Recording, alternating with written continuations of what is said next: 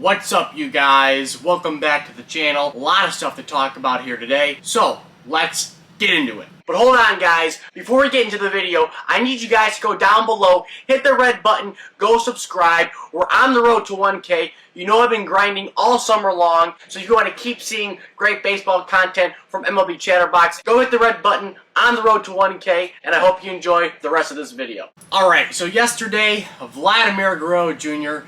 had a big day for the Blue Jays against the Orioles. Not only did Vladdy hit 2 home runs against the Orioles yesterday in a 7-3 win, the biggest story was that Vladimir Guerrero Jr. made Blue Jays history yesterday in the process of hitting those 2 home runs by becoming the first Blue Jay since Jose Bautista, you remember him, in 2011 to hit 37 home runs in 130 games played in a season. Now, what's kind of similar between Guerrero Jr.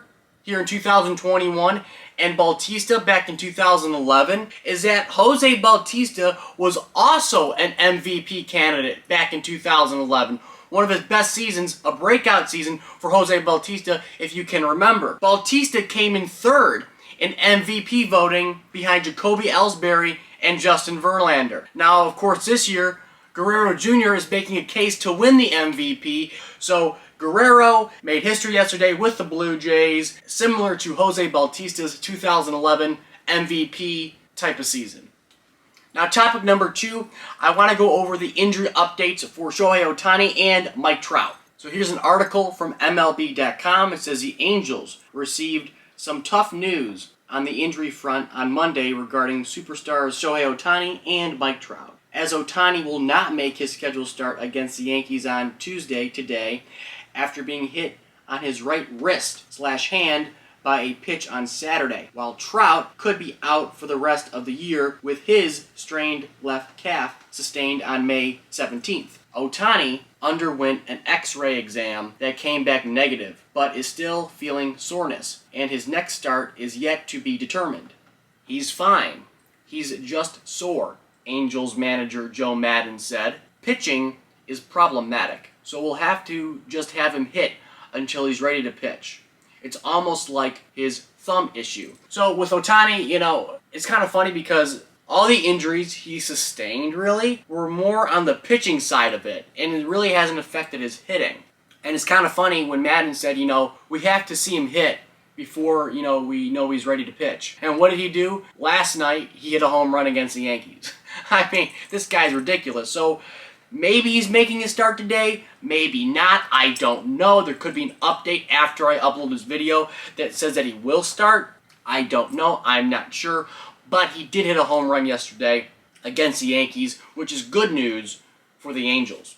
Now, Trout, on the other hand, has been ramping up his baseball activities, including running the bases aggressively at Angel Stadium last week. But the 9-time All-Star and 3-time AL MVP calf continues to bother him the day after his workouts, and Maddon acknowledged Trout could run out of time to return from his injury. Because, I mean, September is tomorrow. You got 1 month of the season left. The Angels are not in it. I just don't see him coming back. But it goes on to say he had another good day working out, and we're optimistic, but he came back sore, Maddon said. So we'll keep going back to that. It's a possibility he'll get shut down, but he still wants to continue to fight, and we're going to honor his wishes.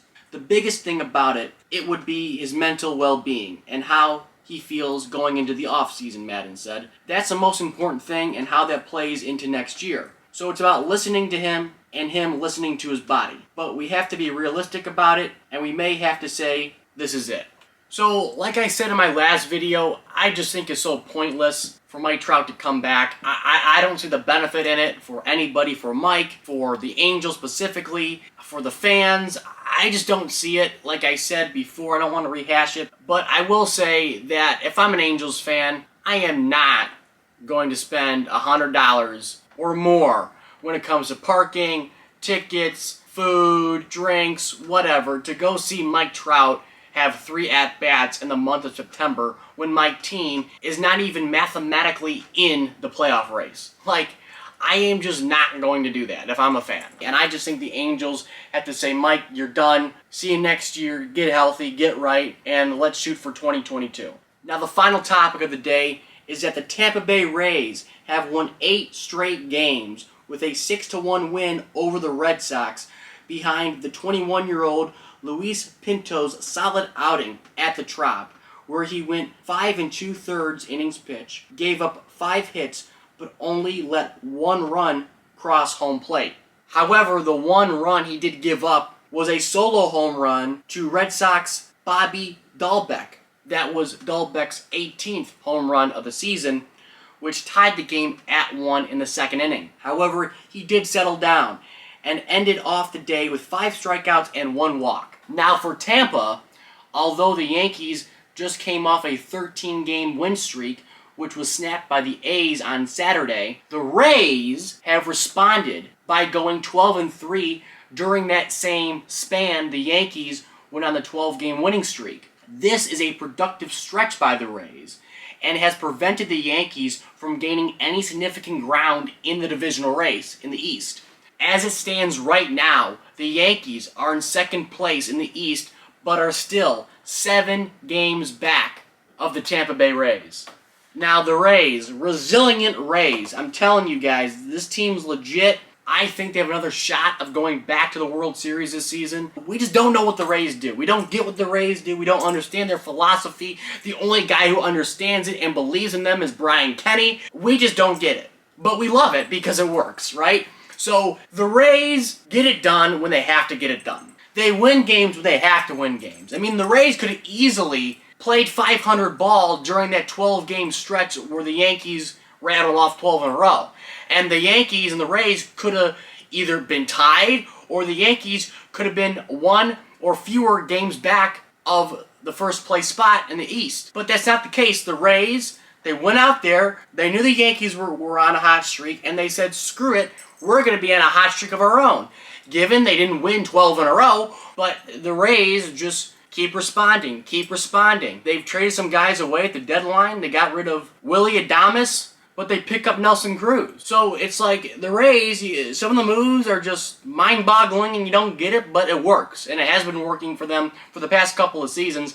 And really, throughout their history, they've been, with the exception of the first couple of years, a pretty damn good ball club and have produced players who provide them significant value, and not only value when it comes to the numbers, but value that makes a difference in the win-loss column. So the Rays, do what the Rays do. Do not change a damn thing. You're going to be a low-market team. I think they got to stay in St. Pete because they've made their stamp in St. Petersburg as a winning organization, a winning ball club. Yes, the ballpark's trash. I've been there. I know. I've seen it in person. But it doesn't matter because although they haven't won a World Series, they've been very damn competitive. And I think their competitive nature alone earns them the opportunity to stay in St. Petersburg. And I think that will be the best decision for the franchise and for Major League Baseball. Like, comment, and subscribe. Comment down below your thoughts. And as always, guys, on the road to 1K, hit that red button. I would appreciate it. And I'll catch you later.